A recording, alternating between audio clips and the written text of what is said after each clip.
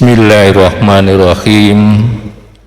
Assalamualaikum warahmatullahi wabarakatuh.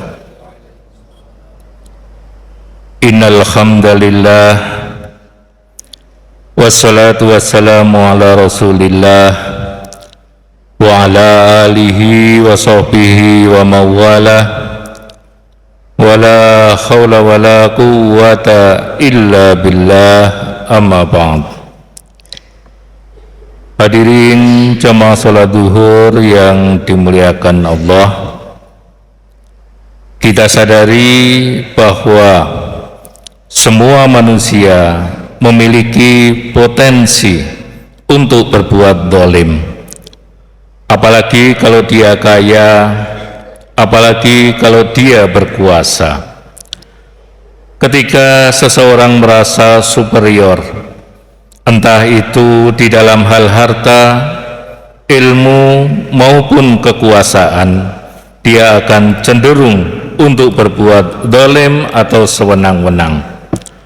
Padahal berbuat zalim dan kesewenangan itu justru akan merugikan dan mencelakakan dirinya sendiri, sebagaimana cerita berikut. Alkisah, ada seorang lelaki kaya dengan jubah indah berjalan di keramaian pasar. Seorang wanita paruh baya menjual minyak samin dengan kendi di atas kepala sambil menenteng ember di tangan kanannya melintas di hadapannya. Lelaki itu bertanya, "Wahai wanita, dagangan apa yang engkau bawa?" Yang ditanya kemudian menjawab, "Minyak samin, Tuan." "Coba aku ingin lihat," kata lelaki itu. Dengan susah payah wanita paruh baya itu menaruh ember yang ia bawa, lalu berusaha untuk menurunkan kendi, dan karena tangannya gemetar, si wanita membuat kendi itu terguncang dan ada sedikit minyak muncrat mengenai jubah lelaki itu. Seketika amarah lelaki itu meledak. Tanpa belas kasihan ia menghardik wanita penjual minyak samin. "Aku tidak terima. Kamu harus membayar jubahku yang kamu kotori ini." Dengan memelas, wanita itu bersimpuh, menghibah, meminta maaf atas kesalahan yang tidak dia sengaja. Akan tetapi lelaki itu bersikeras meminta ganti rugi seharga jubah itu. Dengan keras lelaki itu berteriak, "Baju ini harganya 1000 dinar. Ayo sekarang bayar." Kaget sekali wanita itu, dari mana dia bisa mendapatkan uang sebanyak itu? Rasanya seumur hidup pun dia takkan mampu untuk memperolehnya. Tetapi lelaki itu tidak mau tahu dan tetap meminta ganti harga jubahnya.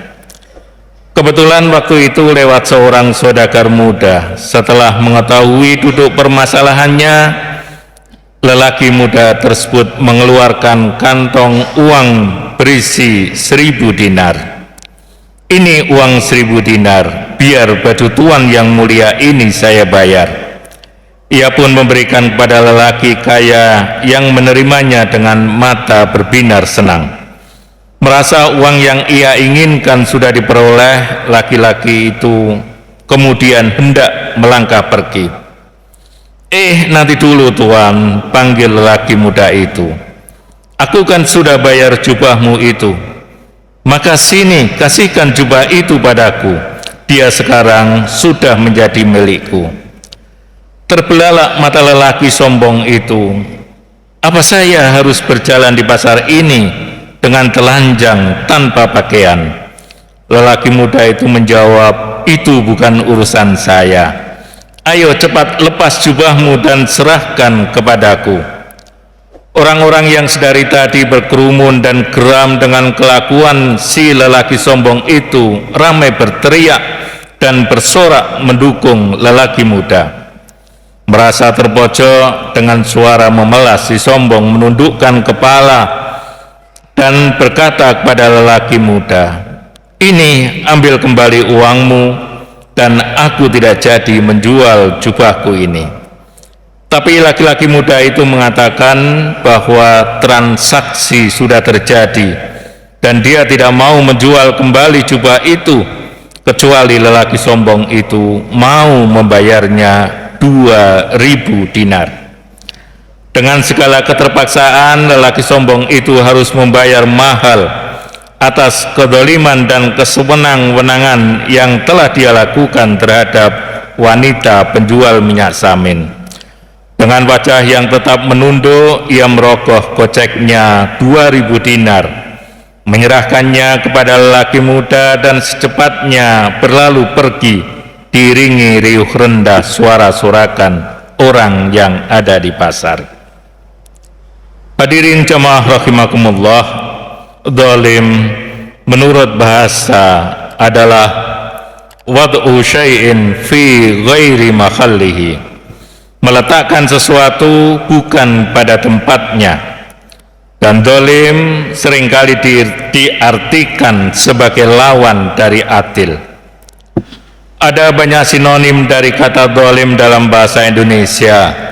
Zalim bisa bermakna kejam, sewenang-wenang, jahat, keji, jahil, aniaya, dan lain sebagainya.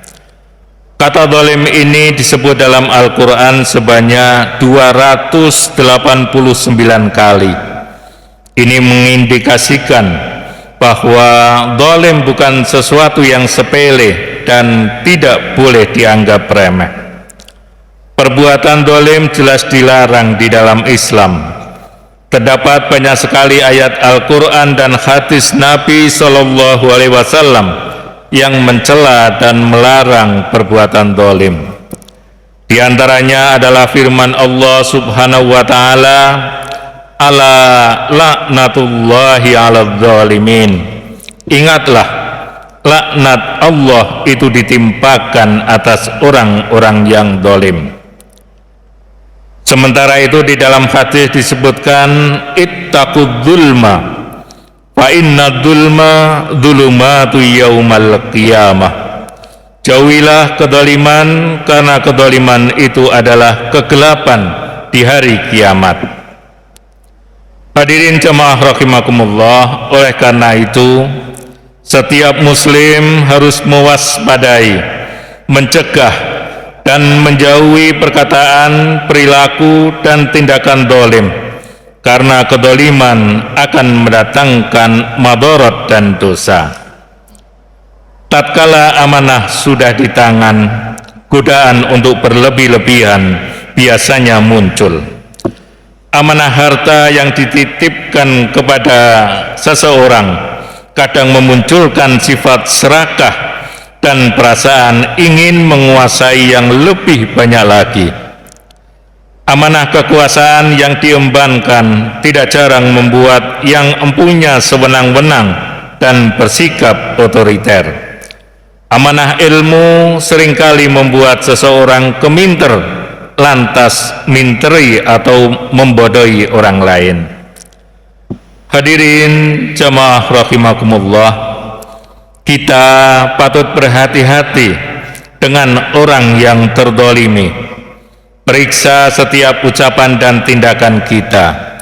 Rasulullah SAW telah bersabda, 3 orang yang tidak akan ditolak doanya: orang yang puasa sampai ia berbuka, seorang imam yang adil, dan doa orang yang didolimi.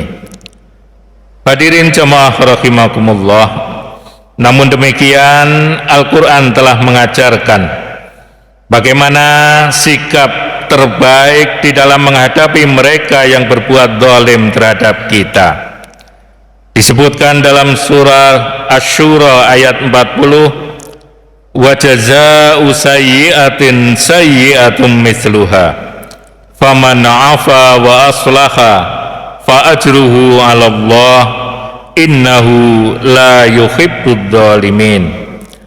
Dan balasan suatu kejahatan adalah kejahatan yang serupa, maka barang siapa yang memaafkan dan berbuat baik, maka pahalanya atas tanggungan Allah. Sesungguhnya Dia tidak menyukai orang-orang yang zalim. Hadirin jamaah rahimakumullah, kebenaran memang harus tetap dipegang, sementara kesalahan harus terus diluruskan. Nasihat tetap diutamakan dalam amar ma'ruf nahi mungkar, akan tetapi amar ma'ruf nahi mungkar bil fi'li tidak boleh diabaikan. Sayyidina Ali bin Abi Thalib radhiyallahu an pernah berkata, kezaliman akan terus ada bukan karena banyaknya orang jahat, akan tetapi karena diamnya orang-orang yang baik. Semoga kita selalu dihindarkan dari segala bentuk kezaliman, zalim kepada Allah, zalim kepada manusia yang lain, dan zalim kepada diri kita sendiri. Kita senantiasa berdoa agar kita tidak zalim maupun dizalimi. Rabbi najjini minal qaumidz zalimin. Ya Tuhanku, selamatkanlah aku dari orang-orang yang zalim. Billahi taufik wal hidayah.